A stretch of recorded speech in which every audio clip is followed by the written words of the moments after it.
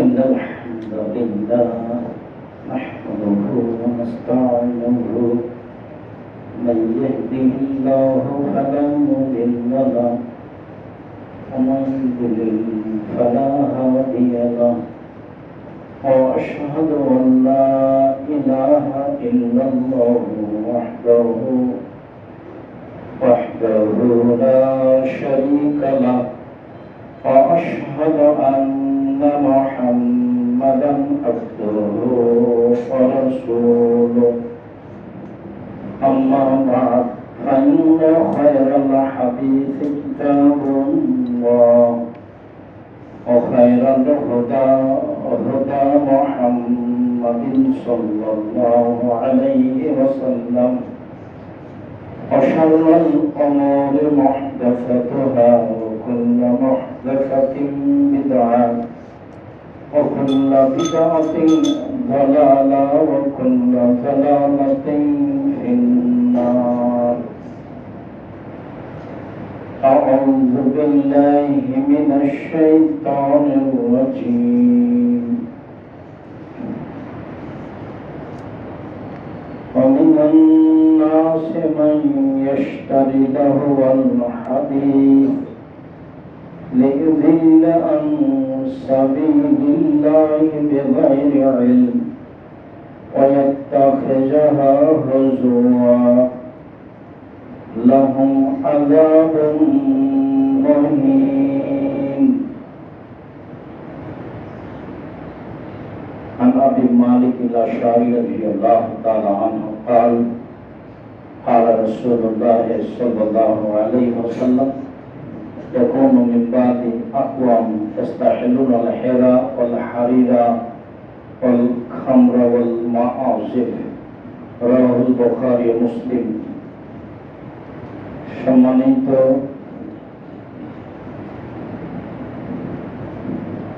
বাইতুল হামদ জামে মসজিদ আনন্দবাজার হাদি শহর চট্টগ্রামে উপস্থিত দ্বীনি মুসলিম ভাই এবং প্রশংসা আল্লাহর জন্য, শান্তি অবতীর্ণ হোক আল্লাহর রাসূলের উপর সাল্লাল্লাহু আলাইহি ওয়াসাল্লাম। বিগত সেই দিন যেদিন কক্সবাজারে ত্রাণ বিতরণের জন্য এসেছিলাম, সেই দিন সম্ভবত শেষ দিন বা কাছাকাছি দিন ছিল আন্তর্জাতিক বিশ্বকাপ ফুটবল খেলা। আরো একাধিক দিন বললেও সেই দিনই একটা খেয়াল ছিল যে যেই দিন এরপরে প্রথমে চট্টগ্রাম আসব, সেদিন জুমার খুতবায় বক্তব্যের বিষয় থাকবে খেল তামাশা, খেলাধুলা, বাদ্যযন্ত্র। খেল তামাশা, বাদ্যযন্ত্র এ নিয়ে আমরা এক গুরুত্বপূর্ণ সংক্ষিপ্ত তথ্যবহল বিবরণের চেষ্টা করব ইনশাআল্লাহুল আজিজ। সম্মানিত দিদি ভাই বোন, বাদ্যযন্ত্র, খেল তামাশা সম্পর্কে আল্লাহ তাআলা যা বলেন, আল্লাহ তাআলা বলেন অমিনান নাস মান ইয়াশতারি লাহুল হাদিস লিযুল্লা আন সাবিলিল্লাহ বিগাইরি ইলম। মানুষ খেল তামাশা, গান বাজনা, বাদ্যযন্ত্র ক্রয় করে মানুষকে ভুল পথে নিয়ে যাওয়ার জন্য অজ্ঞতাবশত। এটা তারা ঠাট্টা বিদ্রুপ মনে করে। অবশ্যই তাদের জন্য রয়েছে অপমানজনক শাস্তি। অত্র আয়াতে আল্লাহ তাআলা প্রথমে খেল তামাশা, বাদ্যযন্ত্র, গান বাজনা ক্রয় করে যারা, ব্যবস্থা ব্যবস্থাপনা করে যারা, আয়োজনে থাকে যারা, তাদেরকে কঠোর নিন্দা করে বলেন তারা মানুষকে আল্লাহর পথ থেকে বাধা দিতে চায়। এটা তাদের অজ্ঞতা, এটাকে তারা একেবারেই স্বাভাবিক মনে করে, অথচ তাদের জন্য রয়েছে অপমানজনক শাস্তি। এ কথা আল্লাহ তাআলা বলেন।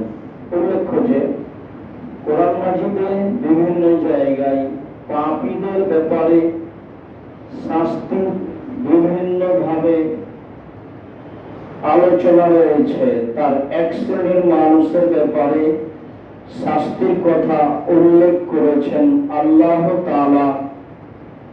কঠোর শাস্তি, কঠিন শাস্তি, কষ্টদায়ক শাস্তি, বড় শাস্তি, অপমানজনক শাস্তি। এসব বাংলা ভাষার আরবি শব্দগুলি কোরআন মাজিদে উল্লেখ রয়েছে। খেল তামাশা, বাদ্যযন্ত্র, গান বাজনা এর শাস্তির কথা উল্লেখ করে আল্লাহ তাআলা বললেন অপমানজনক শাস্তি। একটা লোককে 10 লাঠি মারলো, এটা একটা শাস্তি। 10 বার কান ধরে উঠতে বসতে বললো, এটা একটা শাস্তি। মাটিতে থুথু ফেলে জিহ্বা দিয়ে চেটে নিতে বললো, এটাও শাস্তি। অপমানজনক কোনটা? এর মধ্যে একটা অপমানজনক শাস্তি আছে, আর সেটা হলো খেল তামাশা, বাদ্যযন্ত্রের শাস্তি। শাস্তি হবেই, যা আল্লাহ তাআলা বলেন।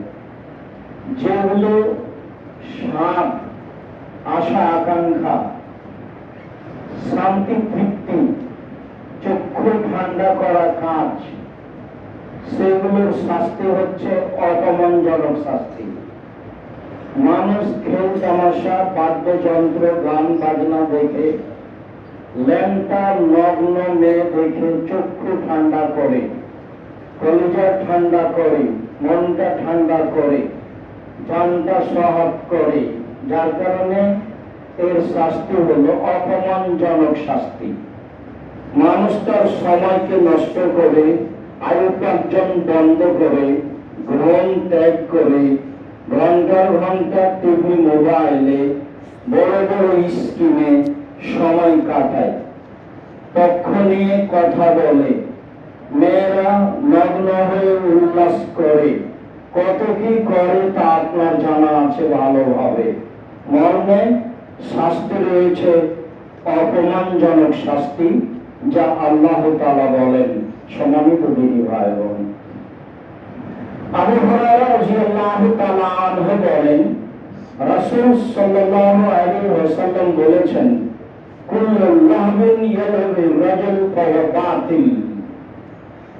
যত খেলা রয়েছে পৃথিবীতে, মানুষ তাতে অংশগ্রহণ করে, সবই বাতিল, সব নাজায়েজ, সবই হারাম। এ কথা রাসূল সাল্লাল্লাহু আলাইহি ওয়াসাল্লাম বলেন।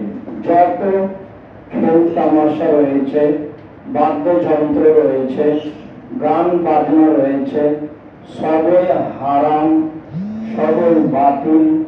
এই কথা মুহাম্মদ সাল্লাল্লাহু আলাইহি ওয়াসাল্লাম বলেন।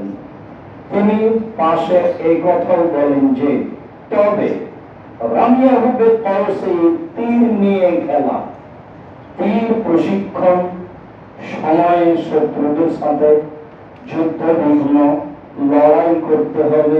এজন্য সেই দিনে শত্রুদের মোকাবেলা করার সবচেয়ে বড় মাধ্যম ছিল তীর। মর্মে রাসূল সাল্লাল্লাহু আলাইহি ওয়াসাল্লাম বললেন, মানুষ তীর নিয়ে খেলাধুলা করতে পারে, প্রতিযোগিতায় নামতে পারে। 2 তাতিবহু ফারাসাহু, ঘোড়াকে প্রশিক্ষণ দিতে পারে, ঘোড়া নিয়ে খেলাতে পারে। ঘোড়ার পিঠে উঠে দীর্ঘ সময় থাকা এবং থাকতে পারা এবং প্রতিযোগিতা করা সব জায়েজ।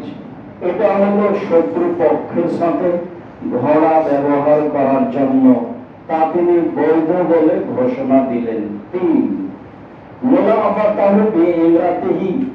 স্ত্রীর সাথে খেলা। স্ত্রীর সাথে খেলা ও খেলা রাসূল সাল্লাল্লাহু আলাইহি ওয়াসাল্লাম অত্র বিবরণে এই অংশকে উল্লেখ করলেন। আয়েশা রাদিয়াল্লাহু তাআলা আনহা বলেন, সম্মানিত পৃথিবীর দিনী ভাইগণ, আপনারা একটু লক্ষ্য করুন, মসজিদে নববীতে হাবাসীর এক যোদ্ধারা তীর প্রশিক্ষণ নিত। আমি তাদের খেলা দেখতাম। আমি মুহাম্মদ সাল্লাল্লাহু আলাইহি ওয়াসাল্লামের পিছনে দাঁড়িয়ে কাঁধের উপর দিয়ে দীর্ঘ সময় ধরে তাদের খেলা দেখতাম। আমি কম বয়সের মেয়ে, খেলা দেখার প্রতি কত আগ্রহী হতে পারি। আমি যে দাঁড়িয়ে থাকতাম লম্বা সময় ধরে, তিনি একবারও আমাকে বলতেন না, হয়েছে আর কতক্ষণ থাকবা, খেলা দেখা হয়েছে কি, কি তোমার তৃপ্তি হয়নি, আরো দেখবা। এরকম কোন মন্তব্য মুহাম্মদ সাল্লাল্লাহু আলাইহি ওয়াসাল্লাম করেননি। বুখারী মুসলিম। সম্মানিত দিনী ভাই বোন, অত্র হাদিসের বিবরণটি আবারও বুঝাই। মসজিদে নববীতে যোদ্ধারা তীর প্রশিক্ষণ নিচ্ছিল, দিচ্ছিল। অত্র খেলাটি আয়েশা রাদিয়াল্লাহু তাআলা আনহা রাসূলের পিছন দিকে দাঁড়িয়ে কাঁধের উপর থেকে লক্ষ্য করছিলেন। তাতে তিনি বললেন, পৃথিবীর মানুষ তোমরাই বুঝো, আমি কম বয়সের মেয়ে খেলা দেখতে কত আগ্রহী হতে পারি, আমি কত লম্বা সময় ধরে দেখতে পারি। আমি দেখতেই থেকেছি, আল্লাহ রাসূল দাঁড়িয়েই থেকেছেন। আমাকে একবারও বিরক্ত হয়ে বললেন না, হয়েছে আরো দেখবা, কি হয়েছে আরো দেখবা, ক্লান্ত হওনি, এরকম কথা তিনি আমাকে বলেননি। স্ত্রীর সাথে ভালো আচরণ করতে হয়, খালি খেস্টে মেস্টে স্বভাব দেখাবেন না, গালি দিবেন না, নাম ধরে ডাকবেন, হালকা হালকা কাজে বলবেন, সাথে থাকবেন, শান্তি পাওয়া যাবে। যদিও তার বোকামির কারণে, তার হস্তিনী নীতির কারণে, সংসার না বোঝার কারণে অনেক সময় আপনার সাথে মন্দ আচরণ করে থাকে, তবু আপনি প্রাণপণে চেষ্টা করবেন তার সাথে নরম আচরণে কথা বলা। সম্মানিত দিনী ভাই বোন, আয়েশা রাদিয়াল্লাহু তাআলা আনহা বলেন, একদা আমরা সফরে রাসূল সাল্লাল্লাহু আলাইহি ওয়াসাল্লামের সাথে দৌড়ের পাল্লা দিয়েছিলাম, তাতে আমি জয়ী হয়েছিলাম, তিনি পরাজয় হয়েছিলেন। অনেকদিন পরে আরেকদিন দৌড়ের প্রতিযোগিতা করলাম, তাতে আমি পরাজয় হলাম, তিনি জয়ী হলেন।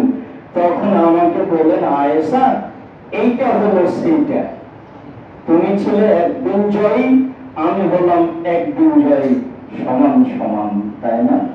বলছিলাম সম্মানিত দিনী ভাই বোন, খেলাধুলা। অত্র হাদিসে রাসূল সাল্লাল্লাহু আলাইহি ওয়াসাল্লাম 3 ধরনের খেলা বৈধ বলে ঘোষণা দিলেন। তার এক ধরনের খেলা তীর নিয়ে খেলা, আর এক ধরনের খেলা ঘোড়া প্রশিক্ষণ, আর এক ধরনের পারিবারিক বিষয়। সম্মানিত দিনী ভাই বোন, আব্দুল্লাহ ইবনে দিনার রাদিয়াল্লাহু তাআলা আনহু বলেন, কুনতু মা আব্দুল্লাহ ইবনে ওমর, আমি একদা আব্দুল্লাহ ইবনে ওমরের সাথে ছিলাম। মাররা বিইমরাতিন তুগান্নি, তিনি একটা মহিলার পাশ দিয়ে গেলেন, মহিলাটা গান বাজনায় মত্ত ছিল। তিনি বললেন, দেখো আব্দুল্লাহ ইবনে দিনার, ইন্না শাইতান লা তারাকা আহাদান লা তারাকা হাজি, মানুষ অন্যায় লিপ্ত আছে এই বলে যদি শয়তান কাউকে ছেড়ে দিত, তাহলে এই মহিলাকে শয়তান ছেড়ে দিত। মানুষ অন্যায় লিপ্ত থাকলে শয়তান তাকে আরো অন্যায় করার জন্য চেপে ধরে। মেয়েটি তখন গান বাজনা খেল তামাশায় মত্ত ছিল। আব্দুল্লাহ ইবনে ওমর তা নাজায়েজ বলে ঘোষণা দিলেন এবং শয়তান তাকে ধরে আরো এতে ব্যস্ত করবে বলে উল্লেখ করলেন। বারা ইবনে আযিব রাদিয়াল্লাহু তাআলা আনহু বলেন, রাসূল সাল্লাল্লাহু আলাইহি ওয়াসাল্লাম বলেছেন, আল আশরাতু শারুন, খেল তামাশা, গান বাজনা, বাদ্যযন্ত্র নিকৃষ্ট কাজ, জঘন্য কাজ, হারাম অবৈধ কাজ।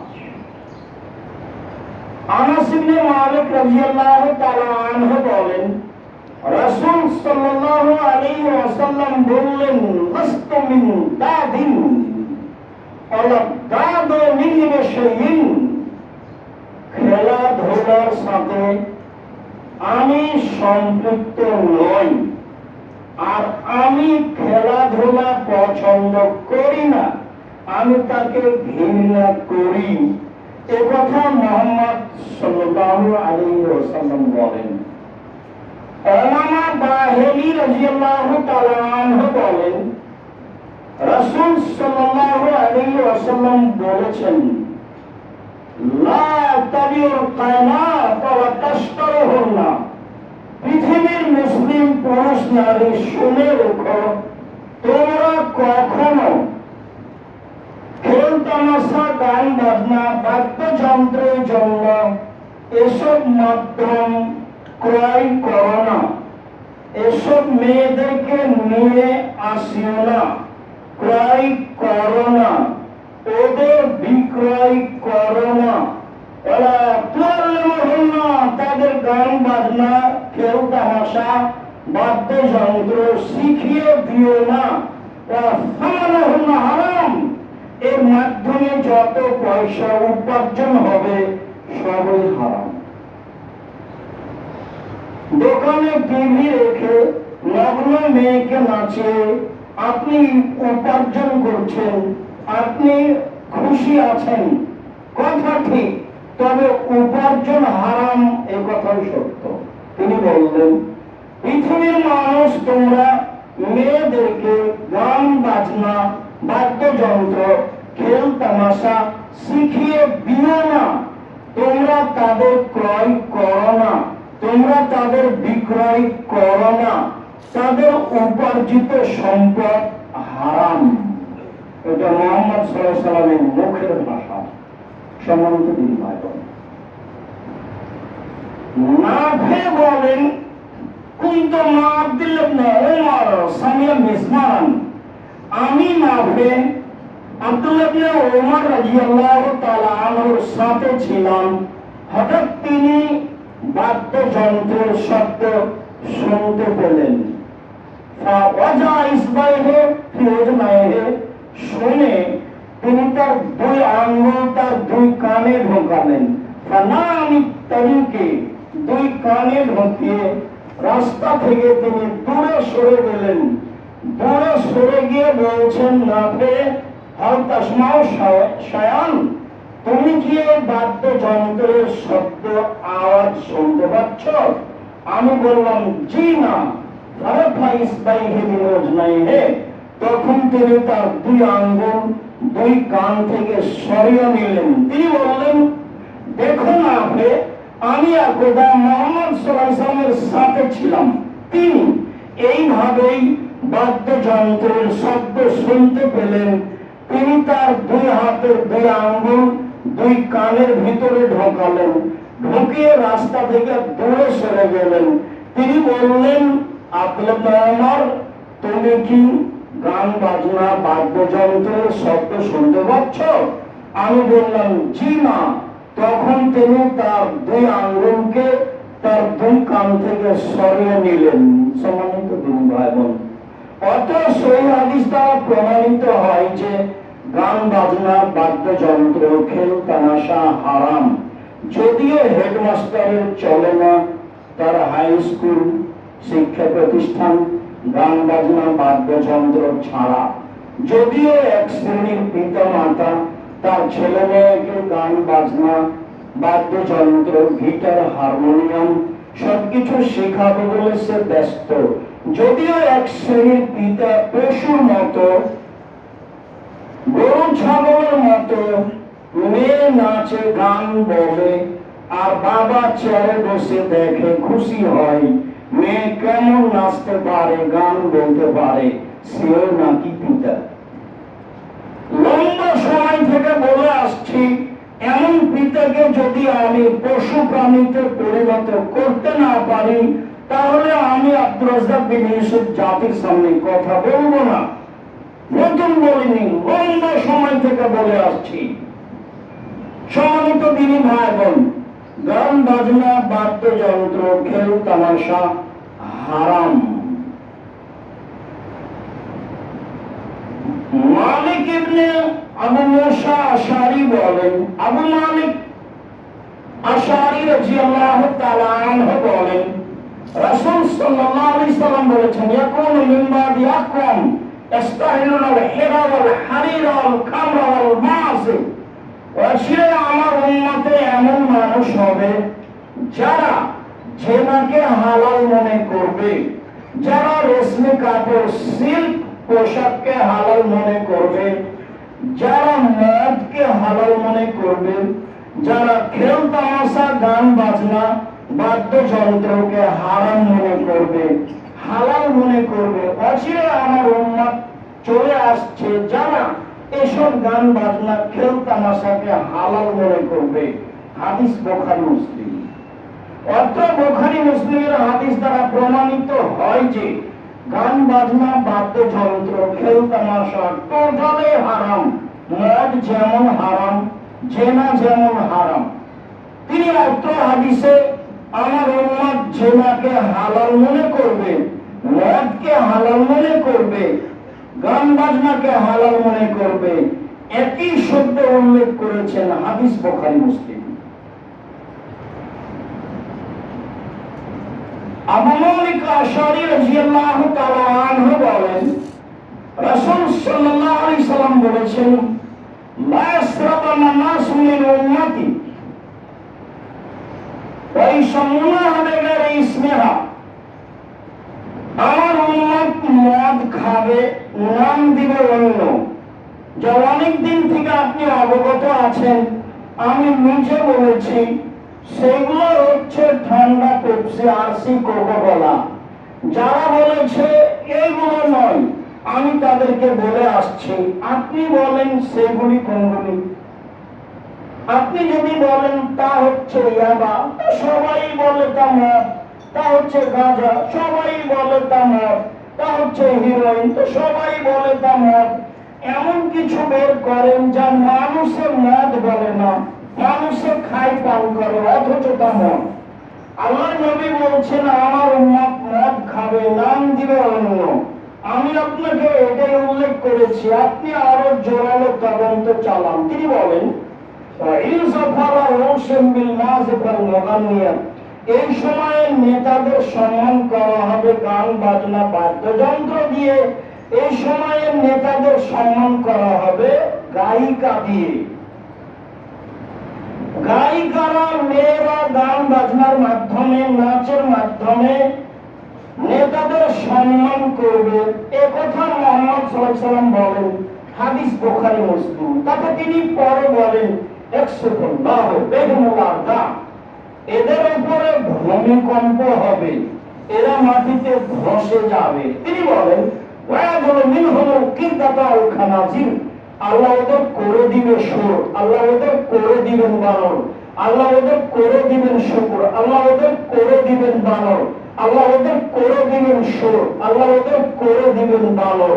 হাদিস বুখারী মুসলিম। সম্মানিত দিনী ভাই বোন, আব্দুল্লাহ ইবনে আব্বাস রাদিয়াল্লাহু তাআলা আনহু বলেন, রাসূল সাল্লাল্লাহু আলাইহি সাল্লাম বলেছেন, লা ইউবাইয়াতান্না কওমুন মিন উম্মতি আলা তামিন ওয়া শারাবিন ওয়া বাবিন। আমার উম্মত খেল তামাশা, বাদ্যযন্ত্র, গায়িকা, মদ নিয়ে রাত কাটাবে। তারা সকালে হয়ে যাবে বানর, তারা সকালে হয়ে যাবে সুর। ফায়াসবাহু, তারা সকাল করবে, ফামাসাকু কিরদাতানা খানাজির, তারা হয়ে যাবে শুঁড়, তারা হয়ে যাবে বানর, তারা হয়ে যাবে শূকর, তারা হয়ে যাবে বানর। আনাস রাদিয়াল্লাহু তাআলা আনহু বলেন, রাসূল সাল্লাল্লাহু আলাইহি সাল্লাম বলেছেন, এখন ফি হাযিহিল উম্মাহ কাসফুন ওয়া মাসখুন ওয়া কাসবুন, আমার এই উম্মতের উপরে সমস্যা নেমে আসবে, বিপদ নেমে আসবে। আমার এই উম্মতের আকার আকৃতি পরিবর্তন হয়ে যাবে। তারা সন্ধ্যায় থাকবে মানুষ, তারা সকালে হবে বানর শুঁড়। তারা সন্ধ্যায় থাকবে মানুষ, সকালে হবে বানর শূকর। তাদের উপরে সমস্যা নেমে আসবে। এই কারণে যে তারা গান বাজনা, বাদ্যযন্ত্র, খেল তামাশায় মত্ত থাকবে। এই কারণে শারীরিক ক্ষমতা, তারা নেশাদার দ্রব্য পান করবে। এ কারণে যে জাহারাতিল কায়নাত, তাদের মেয়েরা নাচবে। প্রায় সব মোবাইলে মেয়ে নাচে, প্রায় সব বাড়িতেই মেয়ে নাচে, প্রায় সব দোকানে মেয়ে নাচে। গান বাজনা, খেল তামাশা, বাদ্যযন্ত্র মানুষের কাছে পাপের কাজ নয়।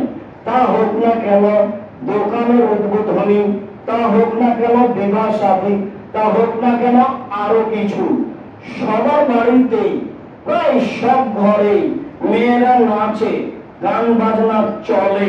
আল্লাহর নবী বলেন, এদের উপরে ভূমিকম্প হবে, এদের উপরে বিপদ নেমে আসবে।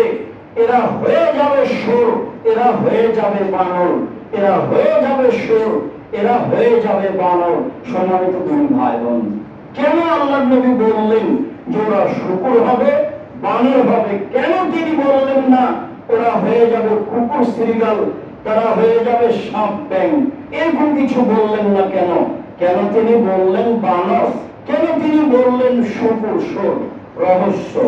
বিজ্ঞানগণ মনে করেন পৃথিবীতে একটা প্রাণী আছে যার অনুভূতি বলে কোনো জিনিস নাই, কোনো অনুভূতি নেই। সেই প্রাণীটা হচ্ছে শূকর। গরুর অনুভূতি আছে।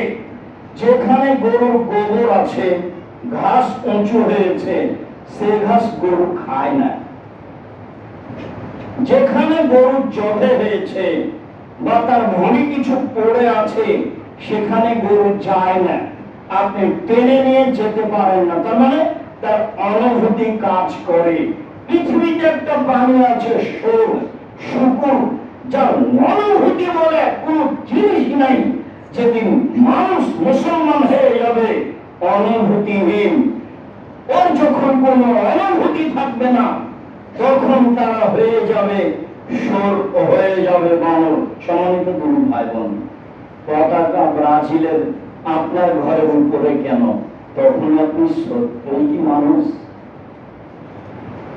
ওকে, আপনি কি তাকে চেনেন? আপনার ছেলের গায়ে জার্সি, তখনও কি আপনি শিক্ষিত মানুষ? আমি ভুল বুঝিনি, আপনি বুঝেছেন, আপনার স্ত্রী বুঝেছে, আপনার ছেলে বুঝেছে, আপনার জাতি বুঝেছে। আমি আব্দুর রাজ্জাক বিমর্ষ আপনাকে শিক্ষিত কোনোদিন মনে করিনি, আজও না। আপনার জীবন পশু প্রাণীর মতো, বুঝে না ওরা, অন্তর আছে বুঝে না, দেখে না ওরা, চক্ষু আছে দেখে না, শুনে না ওরা, কান আছে শোনে না। ওরাইকে তারা পশু প্রাণীর মতো, তারা গরু ছাগলের মতো, তারা কুকুর শ্রীর মতো, ভালো তার চেয়ে খারাপ। এ কথা আল্লাহ বলেন। আপনাকে যদি আমি কুকুর শ্রীর মতো প্রমাণ করতে না পারি, আমি আব্দুর রাজ্জাক বিন ইউসুফ আনন্দবাজারের মসজিদ থেকে নেমে যাবো, জিন্দেগিতে খুঁজতে পারবো না। আমি আপনার কাছে বিক্রি হয়ে আসিনি, আপনি মনে রাখবেন। আমার জীবনে 90 সাল থেকে নিয়ে এখন পর্যন্ত একটা বাক্য আপনাকে হিসাব করে বলতে হবে, এরকম কোন পরিবেশ আল্লাহ আমার সামনে নিয়ে আসেন। সম্মানিত দিন ভাই বোন, এরা কি সত্যি মানুষ? তারা কেন হয়ে যাবে বানর? মনে রাখা ভালো হবে, একটাই প্রাণী যারা অনুকরণ করতে পারে, মানুষের অনুকরণ করতে পারে বানর। আমরা রাজশাহী চাঁপাইনবাবগঞ্জের মানুষ বানর খেলা দেখাতে যে সে আসতো, বলতো চাউল নিয়ে আসো, চাউল নিয়ে আসতাম। তখন বানর খেলা দেখাতো, বলতো এই বানর নতুন বউ কেমনে হাঁটে রে, কিভাবে তখন দেখাবে, ঘন্টা লাগিয়ে হাঁটছে। মানে বানর মানুষের অনুকরণ করতে পারে। যেদিন মুসলমান ইহুদি খ্রিস্টানের অনুকরণ করবে, সেদিন মানুষ সন্ধ্যায় থাকবে মানুষ, সকালে হবে বানর, সকালে হবে শুকুর। এই কথা মুহাম্মদ সাল্লাল্লাহু আলাইহি ওয়াসাল্লাম বললেন।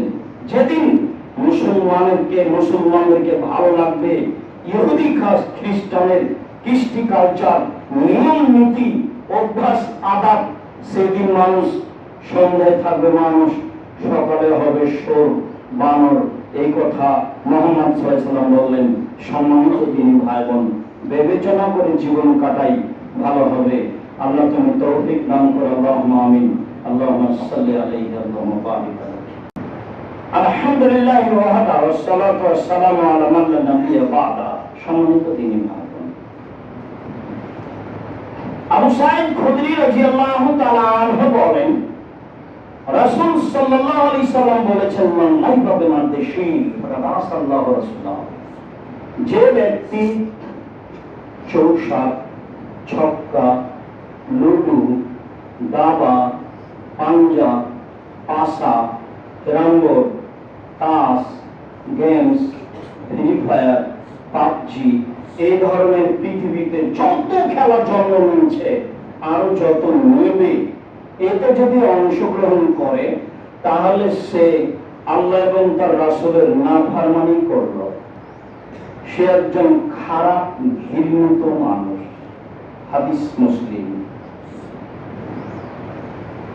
আব্দুল্লাহ ইবনে মাসউদ রাদিয়াল্লাহু তাআলা আনহু বলেন, রাসূল সাল্লাল্লাহু আলাইহি সাল্লাম বলেছেন, মান লাইবা বিল-নারদিশির ফাকাদ আদখালা ওয়া সাবাগা ইয়াদাহু ফি লাহমি খিনজির ওয়া দামিহি। কেউ যদি চৌসার, ছক্কা, লুডু, দাবা, পাঞ্জা, পাসা, ক্যারামবোর্ড, তাস, গেমস, ফ্রি ফায়ার, পাবজি, এই ধরনের যত খেলা পৃথিবীতে জন্ম নিয়েছে, আরো নেবে, যা বসে বসে চলে, তাতে হার জিত থাক আর না থাক, সেটা জুয়া হোক আর না হোক, সেটা টোটালি হারাম, সম্পূর্ণরূপে হারাম। সে তার হাতকে শরীর রক্তের মধ্যে ডুবিয়ে দিল। আমি এ কথা বলিনি, এ কথা মুহাম্মদ সাল্লাল্লাহু আলাইহি ওয়াসাল্লাম বলেন। আপনার চোখের সামনে আপনার স্ত্রী আপনার বাচ্চাদেরকে এসব খেলা লাগিয়ে দিয়ে, ও তখন ওই যে ইন্ডিয়ার ছবি, সেটা কি যেটা আছে আপনি ভালো জানেন। আপনার বউ এক জায়গায় ব্যস্ত, আপনি এক জায়গায় ব্যস্ত, ছেলে মেয়ে ব্যস্ত।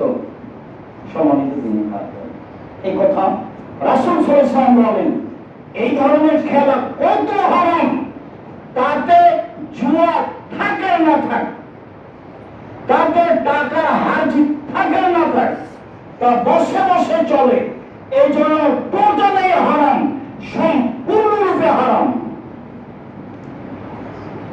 আব্দুল্লাহ ইবনে আব্বাস রাদিয়াল্লাহু তাআলা আনহু বলেন, রাসূল সাল্লাল্লাহু আলাইহি ওয়াসাল্লাম বলেছেন, আল্লাহ তাআলা বলেন, ইন্নাল্লাহা হারামাল খামরা ওয়াল মাইসিরা ওয়াল কুবা। নিশ্চয় আল্লাহ তাআলা মদ, জুয়া, ঢোল, ঢাক, ডুবি, তবলা, হারমোনিয়াম, গিটার, সেতারা, দোতারা, একতারা, যত বাদ্যযন্ত্র আছে সব হারাম। এই কথা আল্লাহ তাআলা বলেন।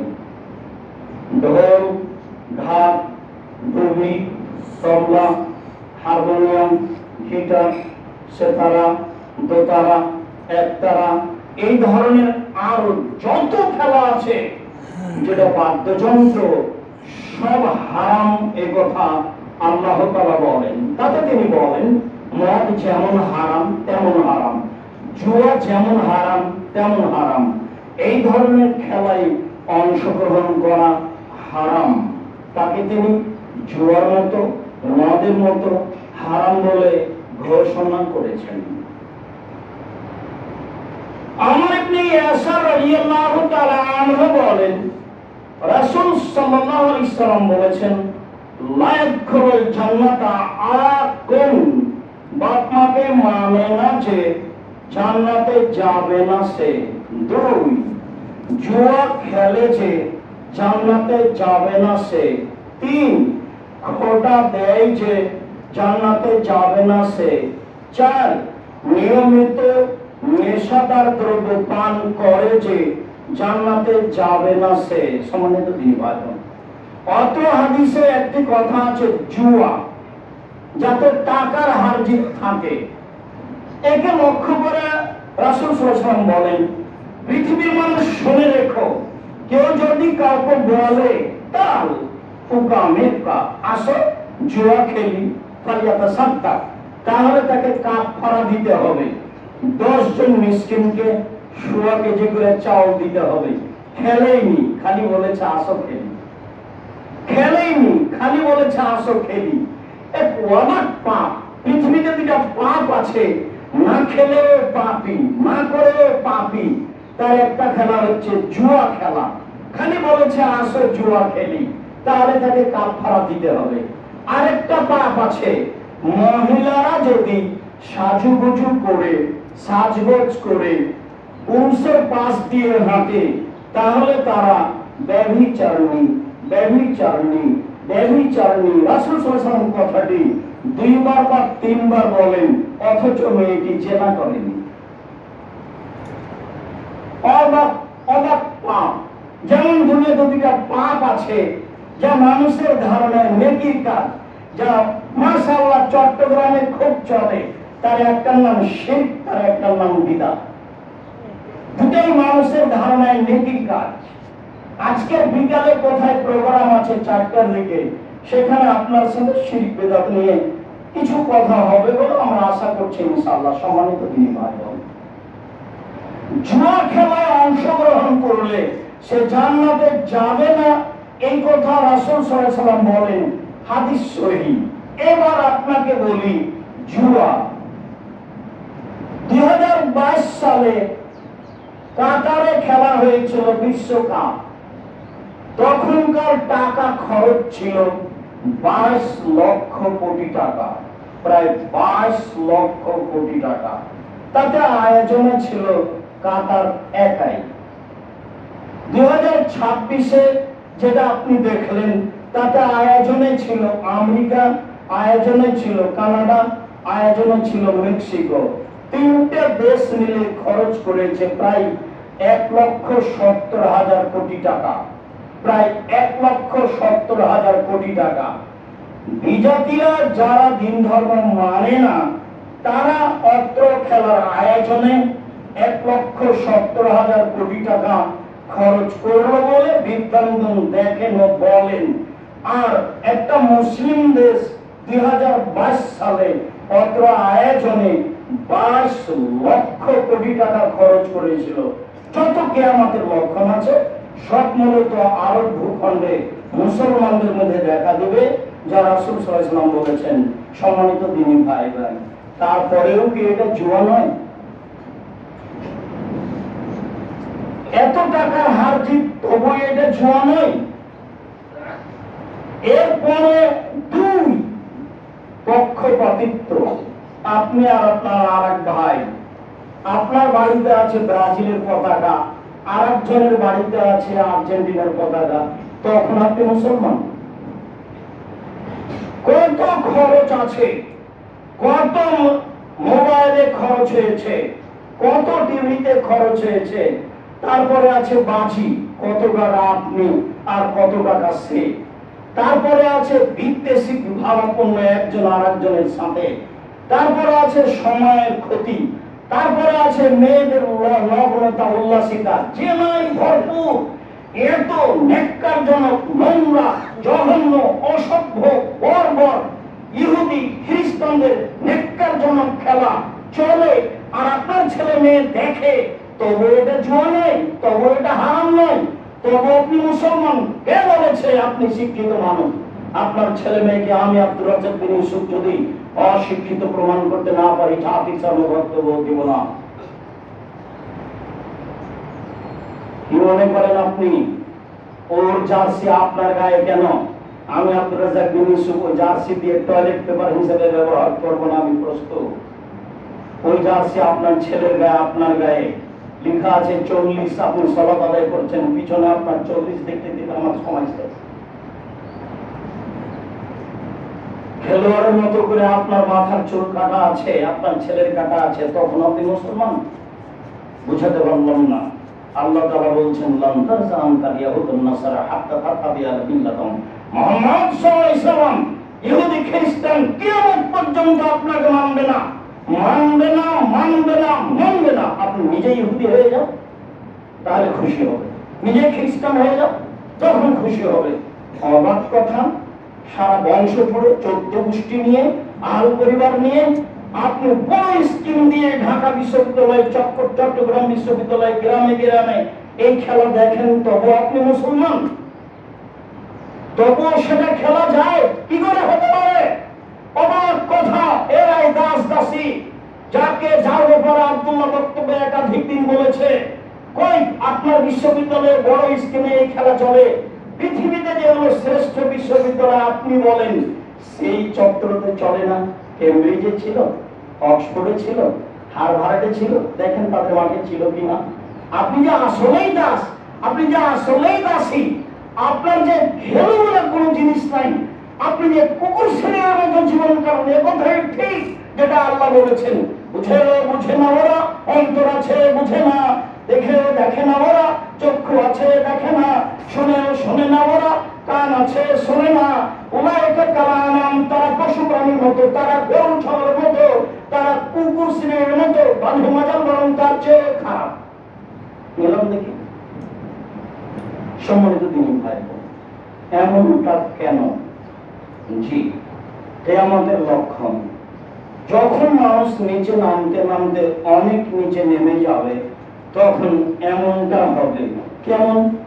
রাসূল সাল্লাল্লাহু আলাইহি ওয়াসাল্লাম বললেন, যেদিন সমাজের দায়িত্বশীলেরা হয়ে যাবে ইতর শ্রেণীর মানুষ, মরণ একদিন আসবে, বসে বয়ে দেখুন, লোকা আপনি লোকা, ইতরের সন্তান ইতর যখন সমাজের দায়িত্ব পালন করবে, তখন এগুলি ঘটবে। বিবেচনা বলে কোনো জিনিস থাকবে না, সমাজের মানুষ হয়ে যাবে আগাছা। আমি তাকে বলেছি, এই শ্রেণীর মানুষ বলতে রাজশাহী, চাঁপাইনবাবগঞ্জ, নওগাঁ, নাটোরের ভাষায় ছোট লোকের বাচ্চা, ছোট লোক যখন সমাজের দায় দায়িত্ব পালন করবে, তখন মানুষ এরকম খেলা নিয়ে, এরকম কাজ নিয়ে মত্ত থাকবে। তাতে রংপুর, দিনাজপুর, লালমনিরহাট, নীলফামারী, কুড়িগ্রাম, পঞ্চগড়, ঠাকুরগাঁও, গাইবান্ধা, জয়পুরহাট, বগুড়া এসব ডিস্ট্রিক্টের লোকের ভাষায় যখন একেবারে নিম্ন শ্রেণীর ভাষা, একেবারে নিম্ন শ্রেণীর ভাষা, বেন্যার বাচ্চা বেন্যা যখন সামাজিক দায়িত্ব পালন করবে, তখন এসব কিছু নেমে আসবে। চট্টগ্রামের জানা নাই, ঢাকার জানা আছে, কিন্তু বলতে পারলাম না। অমুকের পোলা অমুক, মানে ভাষাটা আমি এখানে বলতে পারছি না। অমুকের পোলা অমুক যখন এমন কিছু করবে, মানুষে বলে না যে অমুকের পোলা অমুক। চট্টগ্রাম তো আমি জানি না, যেটা সবচেয়ে নিকৃষ্ট জঘন্য ভাষা, একজন বললে আরেকজনের গা জ্বলে যায়। এরকম মানুষ যখন সমাজের দায়িত্ব পালন করবে, তখন এরা খেলাধুলা দেখবে।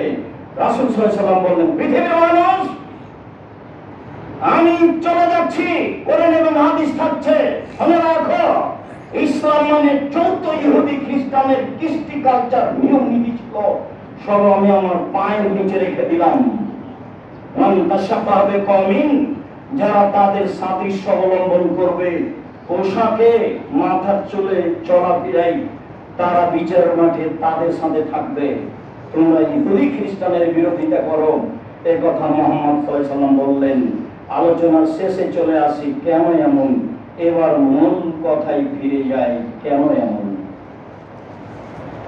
আবু সাঈদ খুদরি রাদিয়াল্লাহু তাআলা আনহু বলেন, রাসূল সাল্লাল্লাহু আলাইহি ওয়াসাল্লাম বলেছেন, লা তাত্তাবিউন্না কাবলাকুম, পৃথিবীর মানুষ তোমরা ইহুদি খ্রিস্টানের অনুসরণ করবে, শিবরম শিবরিন, ডান হাতের বিঘত যেমন যা বাম হাতের সমান, জেরান বেজেরাইন, ডান হাত যেমন বাহু বাম হাতের সমান, সমান সমান যেমন তোমরা তাদের সাথে তাদের কৃষ্টি কালচারে মিলে যাবে সমান সমান তেমন। এই কথা বলে তিনি নিচে নামতে লাগলেন। নিচে নামতে নামতে বলছেন, লাও দেখালো চোহরা যা বেঙ্গলা দেখাল তো মোহ, ওরা যদি একটা নিকৃষ্ট প্রাণী গুই সাপের চরিত্রে ঢুকে তাদের গর্তে ঢুকে থাকে, তোমরাও তাদের অনুসরণ করতে গিয়ে গুই সাপের গর্তে ঢুকবে। এটা তিনি নিচে নামার একটা বিবরণ দিলেন। মানুষ নিচে নামতে নামতে এত নিচে নেমে যাবে, ওরা যদি এরকম করে তো মুসলমানও এরকম করবে। হাদিস তো বুখারী মুসলিম। এবার চলেন আরো কঠিন মনে হবে। আব্দুল্লাহ ইবনে আমর বলেন, আব্দুল্লাহ ইবনে ওমর বলেন, রাসূল সাল্লাল্লাহু আলাইহি ওয়াসাল্লাম বলেন, লা ইয়াতিয়ানা উম্মতি কামা আতালা বানি ইসরাঈল হাজরুন নানি বিন নার। ইহুদি খ্রিস্টান যা করেছে করছে, আমার উম্মত তাই করবে। ডান পায়ের জুতা যেমন বাম পায়ের সমান, বাম পায়ের জুতা যেমন ডান পায়ের সমান, ডান হাতের বিঘত যেমন বাম হাতের সমান, ডান হাত যেমন বাম হাতের সমান, ডান পায়ের জুতা যেমন বাম পায়ের সমান। আমার উম্মত ইহুদি খ্রিস্টানদের সাথে সবকিছুতে মিশে যাবে সমান সমান। নিচে নামতে নামতে নামতে বলছেন, শোনো পৃথিবীর মানুষ, ওরা যদি মায়ের সাথে চেনা করে থাকে, আমার উম্মত মায়ের সাথে চেনা করবে। কেমন লাগলো? এটা তো মুহাম্মদ সাল্লাল্লাহু আলাইহি ওয়াসাল্লামের মুখের ভাষা। আমি তো আপনাকে বলেছি, আন্তর্জাতিক খেলায় যেদিন আপনি খুব মত্ত ছিলেন, ভোর পর্যন্ত দেখছিলেন, আমি আপনাকে নিজে চোখে দেখেছি। আমি বলছি আপনাকে, আমি লম্বা সময় থেকে বলে আসছি, প্রায় 30 বছর থেকে, এই খেলার পাশে বসে থাকাও হারাম। এই খেলা দেখা তো বহু দূরের কথা, এই খেলার গল্প যেখানে চলে সেখানে বসে থাকাও হারাম। এই খেলার গল্প যেখানে চলে সেখানে বসে থাকাও হারাম। Football, volleyball, cricket, racket, badminton, যখন এই ধরনের পৃথিবীতে যত খেলা আছে, শরীর চর্চা হয়, হার জিত রয়েছে, টাকার হার জিত রয়েছে, তখন জুয়া, তখন হারাম। এই খেলাগুলি টাকার হার জিত হলে, হার জিত হলে এটা জুয়া, এটা হারাম। এর গল্প যেখানে চলে সেখানে বসে থাকাও হারাম। আল্লাহ তাআলা বলেন, তাওয়ানু আলাল বিররি ওয়াল তাকওয়া ওয়ালা তাওয়ানু আলাল ইসমি ওয়াল উদওয়ান। পৃথিবীর মানুষ, তোমরা পাপের কাজে সহযোগিতা করো না, নেকির কাজে সহযোগিতা পরস্পরে করো। এই যে গল্প চলছে, এখানে আপনি বসে আছেন, এটা হারাম নয়? হাততালি চলছে, যেটা ইহুদি খ্রিস্টানের কাজ, যেখানে জেনা চলছে, যেখানে বাজি চলছে, যেখানে এত কোটি টাকা খরচ আছে, যেখানে হিংসা বিদ্বেষ আছে, যেখানে মারামারি আছে, যেখানে জীবন দেওয়া আছে, সব বিবরণ আপনি অক্ষরে দিতে পারবেন, তবুও সেটা আপনাকে খারাপ লাগলো না? এই খেলা যেখানে, এই খেলার গল্প যেখানে চলে সেখানে বসে থাকাও আরাম। সম্মানিত দিনী ভাই বোন, এমন খেলা যদি শরীর চর্চার জন্য হয়, যেখানে হার জিত নেই, যেখানে জুয়া নেই, তখন মনের আনন্দের জন্য, উদ্যমের জন্য ছেলেরা তাদের গ্রামের মাথায় পাড়ায় স্কুলে খেলতে পারবে, যাতে শরীর চর্চা থাকবে, ভালো মন থাকে। যেন যদি তা হার জিত হয়, তা যদি টাকার হার জিত হয়, তাহলে তা হবে সবচেয়ে খারাপ, জঘন্য। আর এইটা খেলা কেমন সেটা আপনাকে মনে হয় আর বলা লাগে না। আপনি যত জানেন, আমি আব্দুর রাজ্জাক সাহেব তত জানি না। আপনি আমার চেয়ে বেশি জানেন, কেননা আমি এর সাথে জড়িত নই। আমি যেটুকু বলছি সেটুকু শুনে বলছি, আমি আসলে দেখিনি। আমি আপনাকে ছুটাছুটি করতে দেখেছি, আর হাততালি আপনার শুনেছি, এটুকু আমি জানি। সম্মানিত দিনী ভাই বোন, গান বাজনা, খেল তামাশা, বাদ্যযন্ত্র, হারজি, সব হারাম, সব জুয়া, যা রাসূল সাল্লাল্লাহু আলাইহি ওয়াসাল্লাম বলেছেন। রাসূল সাল্লাল্লাহু আলাইহি ওয়াসাল্লাম বলেছেন এমন একটা সময় চলে আসবে, সত্যবাদীকে মিথ্যাবাদী বলা হবে, মিথ্যাবাদীকে সত্যবাদী বলা হবে, আত্মসাৎকারীকে আমানতদার বলা হবে, আমানতদারকে আত্মসাৎকারী বলা হবে। নিম্ন শ্রেণীর মানুষেরা সমাজে কথা বলবে। সেই দিন এই দিন এসেছে বিবেচনা করে বেঁচে থাকার জন্য। আমি আপনার দিনী ভাই হিসাবে আন্তরিকভাবে অনুরোধ জানাচ্ছি যে না বুঝে পাপ না মনে করে এই খেলায় অংশগ্রহণ করবেন, এটা আমি চাইনি।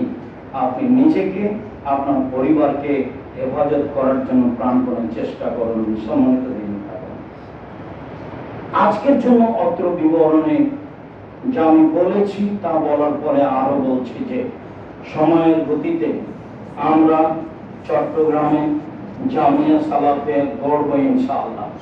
সেই সুবাদে আজকে এসেছি, সেই বৈঠকে কথা হবে ইনশাআল্লাহ। জামিয়া সালাফি হবে আপনাদের সবচেয়ে কেন্দ্রীয় স্থান, যেখানে আপনারা ফতোয়া ফারাইজ, আকীদাগত, আদর্শগত অবগত হবেন।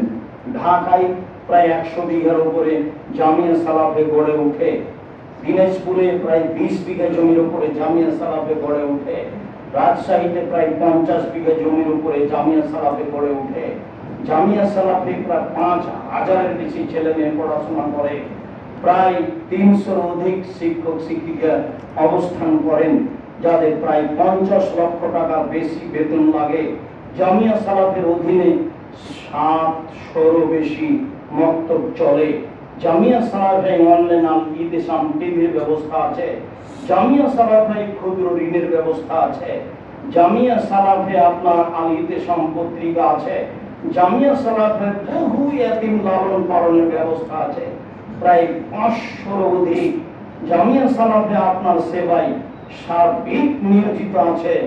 চট্টগ্রামে কেন হবে না? যে কোনো মূল্যে চট্টগ্রামে জামিয়া সালাফের সার্বিক বিষয়গুলি গড়ে তুলতে হবে ইনশাআল্লাহ। মর্মে আমি আপনার কাছে আজকের বিবরণের পরে যেটা শেষে এসে জোরালো যেটা দাবি রাখি, সেটা হলো অবশ্যই আপনি আপনার কাজ কর্মের সাথে ছেলে মেয়ের দোয়ার সাথে জড়িয়ে নেবেন। আল্লাহ তুমি জামিয়া সালাফের চট্টগ্রামে কবুল করো। আমিও এটা বলছি যে আল্লাহ তুমি জামিয়া সালাফের চট্টগ্রামে কবুল করো, যেখানে ছেলে মেয়ে উন্নত মানের কোরআন হাদিস শিখে অন্যায়ের বিরুদ্ধে লড়বে মুখে কলমে মিডিয়ায়, যেখানে জাতিকে পরকালমুখী করবে, যেখানে জাতিকে শিরক মুক্ত করবে, বিদআত মুক্ত করবে। মর্মে আপনাকে আমি বলতে চাচ্ছি যে আমি আব্দুর রাজ্জাক বিন ইউসুফ নিয়মিত আপনার এই আনন্দবাজার হালিশহর চট্টগ্রাম বায়তুল হামিদ জামে মসজিদে মাসে একদিন আসার চেষ্টা করবো ইনশাআল্লাহ। আপনি আসবেন, আপনার ভাই বোন, আত্মীয় স্বজন, দেশবাসী, যত আপনার পরিচিত মানুষ আছে সবকে নিয়ে আসার চেষ্টা করবেন। আমি আপনার দিন ধর্মের ব্যাপারে কিছু না কিছু উপকার করবই করবো ইনশাআল্লাহ। আমি আপনার উপকারের জন্য, পরকালমুখী করার জন্য, জাহান্নাম থেকে মুক্তি পাওয়ার জন্য, জান্নাত পাওয়ার আশায় শিরক বেদাত জীবন কাটানোর জন্য এক পায়ে দাঁড়িয়ে আছি। যে কোনো মূল্যে আমি জীবন বাজি রেখে আপনার চেষ্টা করে যাবো ইনশাআল্লাহ। আপনাকে আমি অনুরোধ জানাচ্ছি, বড় আসলো না ছোট আসলো না এ বিবেচনা করবেন না। আপনি সপরিবারে ভাই বোন আত্মীয় স্বজন নিয়ে এইরকম দিনে আসার চেষ্টা করবেন, আরো 5 জনকে বলার চেষ্টা করবেন। দেখবেন একদিন অনেক বড় ব্যবস্থাপনা গড়ে উঠেছে, যা আমাদের কাজ করাকে সহজ করে দিবে ইনশাআল্লাহ। মর্মে বলছি, আল্লাহ আমাদের যারা মারা গেছে তুমি তাদের কবরের শাস্তি মাফ করো। আমরা যারা অসুস্থ বাড়িতে হাসপাতালে আছি তুমি তাদের সেবা আরো প্রদান করো। তুমি আমাদের এই জামিয়া সালাফে কবুল করো। তুমি আমাদের ছেলে মেয়েকে এই ধরনের ন্যাক্কারজনক, নোংরা, জঘন্য, বর্বর খেলাধুলা হতে, বিজাতিদের অনুসরণ করা হতে হেফাজতে রাখো। তুমি আমাদের ছেলে মেয়েকে ভালো মানের শিক্ষা দিয়ে তাদেরকে পরকালমুখী করার সুযোগ করে দাও। তুমি আমাদের জীবন শিরক মুক্ত করো, তুমি আমাদের জীবন বিদআত মুক্ত করো, তুমি আমাদের জামিয়া সালাফে কবুল করো। তুমি আমাদের বাইতুল হাম জামে মসজিদ আনন্দবাজার হালি শহর চট্টগ্রামকে কবুল করো। তুমি আমাদের এই শিক্ষা প্রতিষ্ঠান কবুল করো। জুমার খুতবা শেষে তোমার দরবারে জড়ালো দাবি দাওয়া দোয়া রেখে আজকের জুমার খুতবা এখানেই শেষ করলাম। আল্লাহুম্মা সাল্লি আলাইহি আল্লাহুম্মা বারিক।